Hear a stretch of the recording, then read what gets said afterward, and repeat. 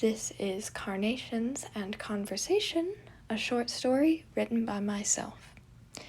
Just a quick heads up, stories coming from requests will be posted in about 2 weeks. This time period is just so I can start getting some of them written out and ready. If you are wanting to make a request, you can go to the video marked Some Good Announcements. It has a green thumbnail. And just comment below what you would like said request to be. Again, just please keep requests PG-13 or under. And now we will begin with the story. Gardenia Nursery. A small sort of a place.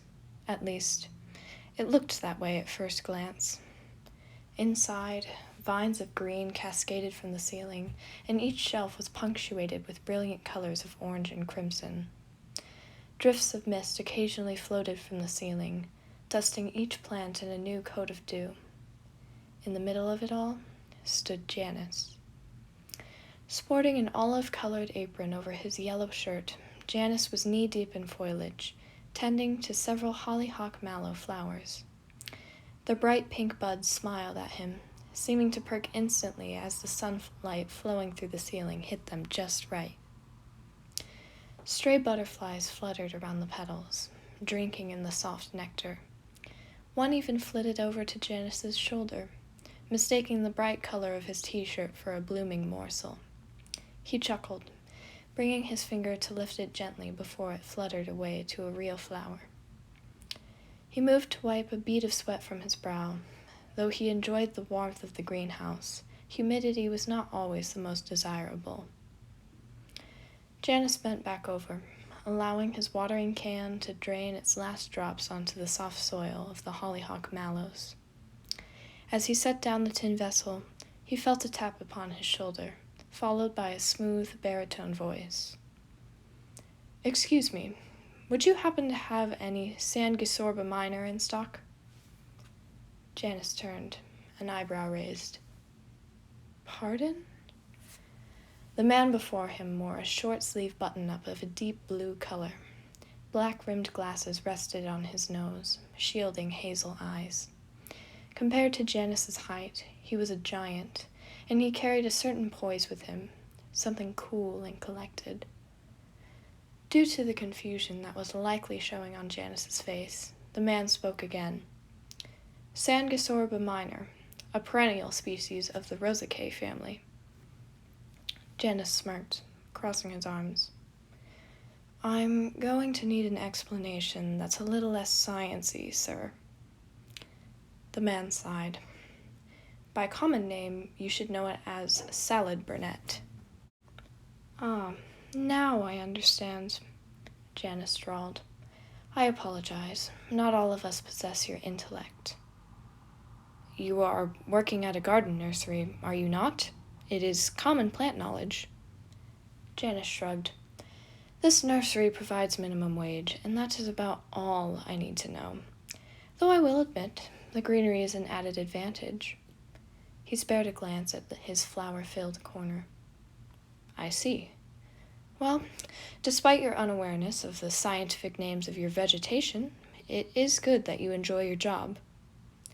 "Enjoy is a strong word, though I guess it's tolerable."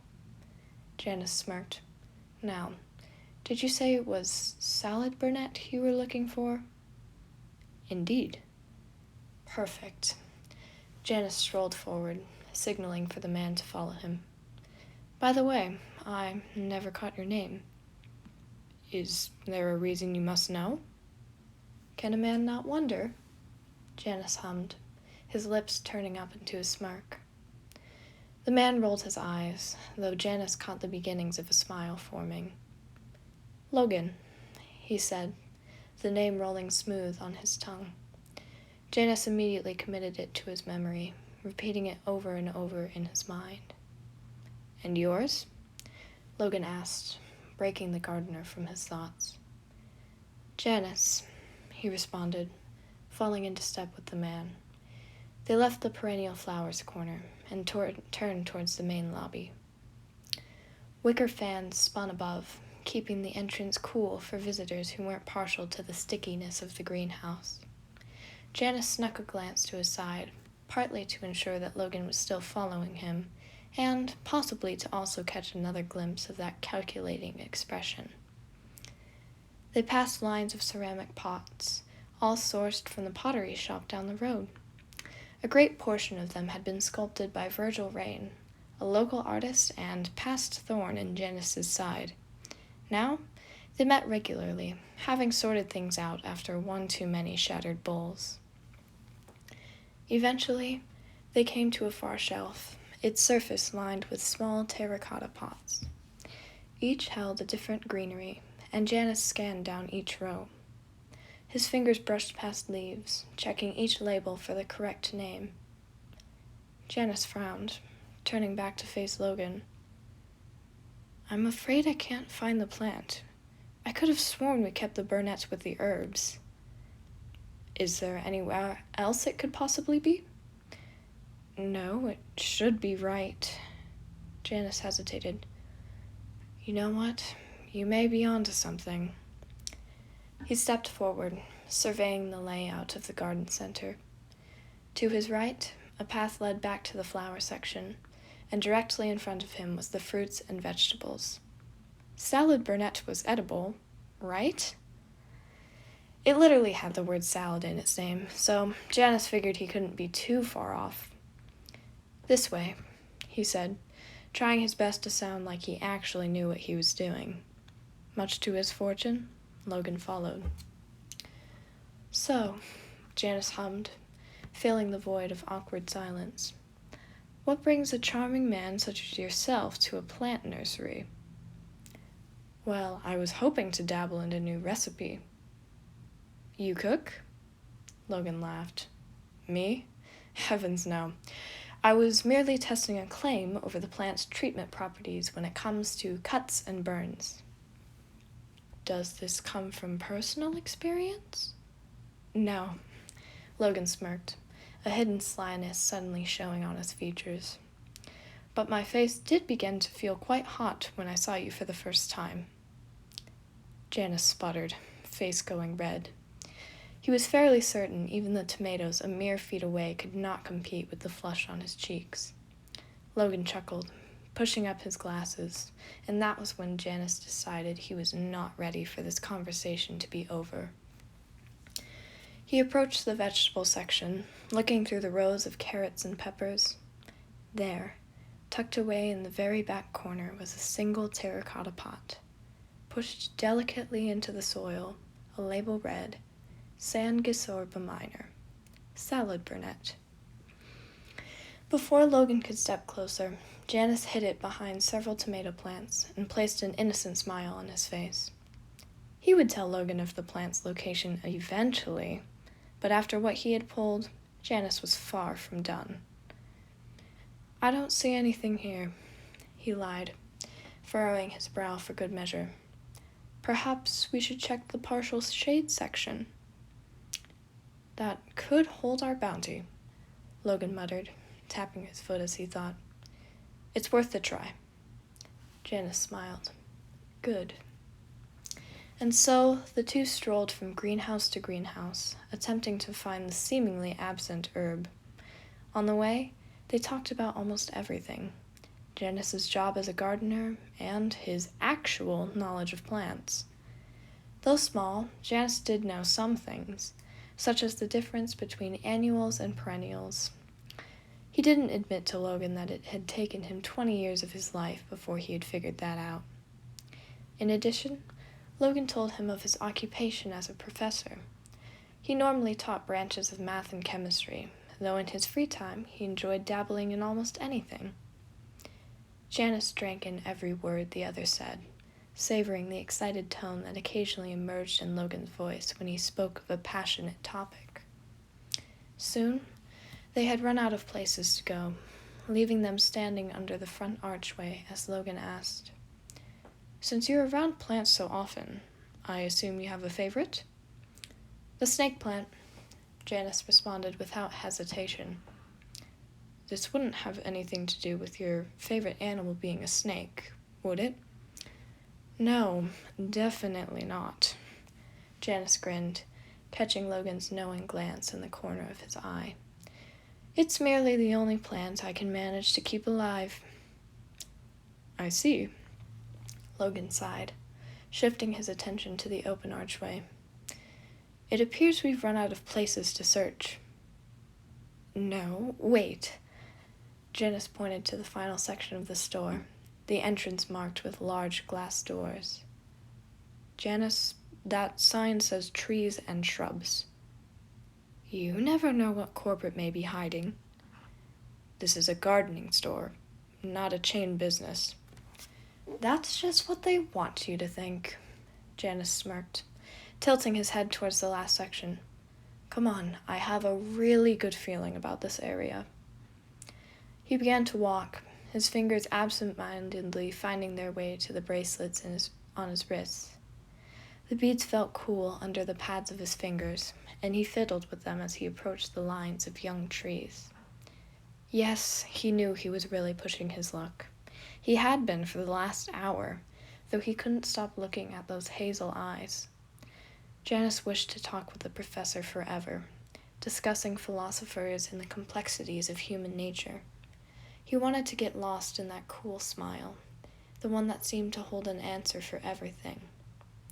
Sure, he could just ask for Logan's number and speak to him again later, but leading him through an endless sea of greenery just seemed so much easier. The glass walls of the greenhouse arrived too fast. It was cruel how the defeat on his face was reflected back at him, and he turned to be rid of it, only to come face to face with Logan, or face to chest, as Janus was quite short in comparison. He glanced down at the gardener with a quirk of his brow, both of them knowing all too well that there was no salad brunette in this section. Janus searched his mind for another place, another lie he could spin for just a little more time with the one he had managed to become so captivated by. He wasn't sure whether it was a relief or a curse when the voice of his coworker emerged with a lively chirp. "Oh, Janus," he called. "I've been looking for you all over. If I didn't know better, I would think you've been avoiding me." "Of course, Remus. It's not like I've had work to do this whole day."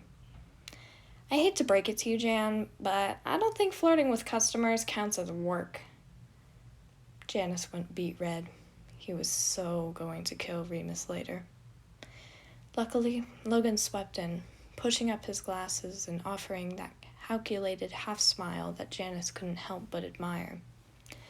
"Actually, your coworker has been assisting me in asserting the whereabouts of a common houseplant. The salad brunette, to be exact." "Oh, he was now." Remus grinned, glancing at Janus, who had gone oddly quiet. "I assume you two looked everywhere."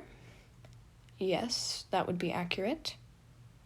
"You know, that's funny to me, because I just happened to find a certain plant on my way down the vegetable section." "Remus," Janus warned, narrowing his eyes. "What, Jan? I'm just helping another valued customer."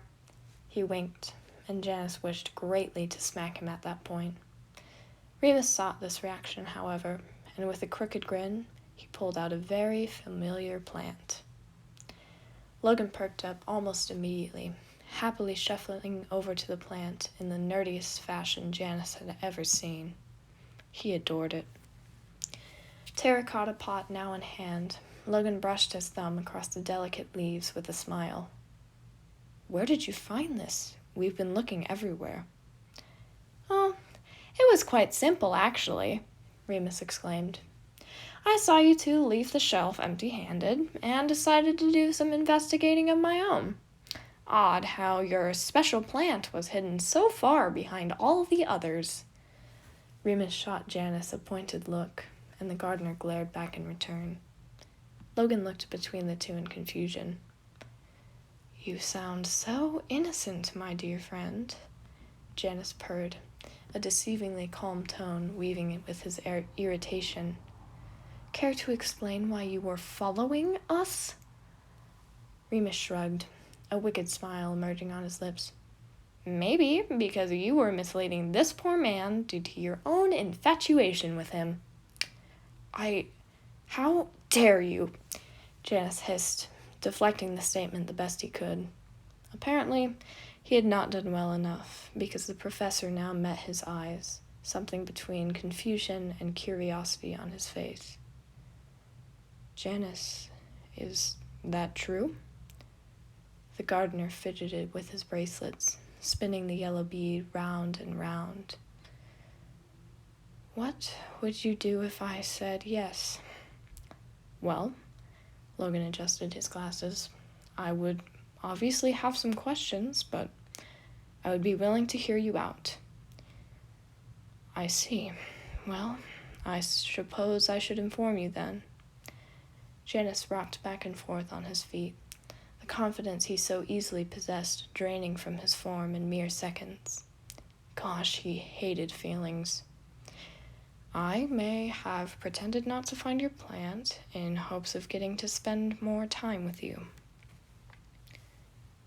I see, Logan said, and Janus felt his stomach drop. The silence in between was unbearable, though Logan soon again spoke. You know, Janus, you could have just requested to meet for a secondary time. Because that's such an easy thing to do when you're just...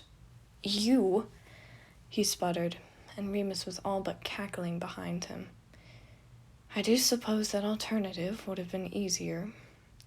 Precisely, though I will admit I have had quite the wondrous time with you today. Janus flushed for the third time then, something he had not thought was so easy to do. Remus smirked at him from the side, and Janus stuck out his tongue in return. The other only laughed harder. I may have an idea, Janus proposed, letting the words flow coolly off his tongue. To my knowledge, the store is about to close, which means you, unfortunately, can't purchase your plant. However, we are open tomorrow. Such a shame. Logan gave a sly smile. I guess I'll have to return again. Maybe on my way I'll see a certain snake. I would plan on it. Good. Logan placed a gentle hand on the gardener's shoulder, a thin blush covering both their faces. I shall see you soon then, Janus. The name sounded like honey on his tongue, sweet and golden. Janus nodded, too stunned to speak, and with that, the professor left the store. Remus sauntered up behind him, humming something horribly off-key as he approached. Janus scowled, though his friend immediately saw through the disguise. You're welcome, by the way, he chirped, and Janus rolled his eyes. Whatever. You just wanted an excuse to hide in the bushes. Spying on me was an added bonus. Right again, Sneaky. Now, if you don't mind, I'm going to finish watering the carnivorous plants. He skipped off, leaving Janus again alone with a plethora of vegetation. He allowed the beaming smile he had purposely concealed to emerge on his face, repeating the day over and over in his head. Janus clutched the salad brunette in his arms, knowing that someone was going to need it the next day. He committed the scientific name to his mind, Sanguisorba minor. Janus couldn't wait to see the look on Logan's face when he recited those words tomorrow. This has been Carnations and Conversation, written by myself. Thank you so very much for listening, and I will see you next time for another story.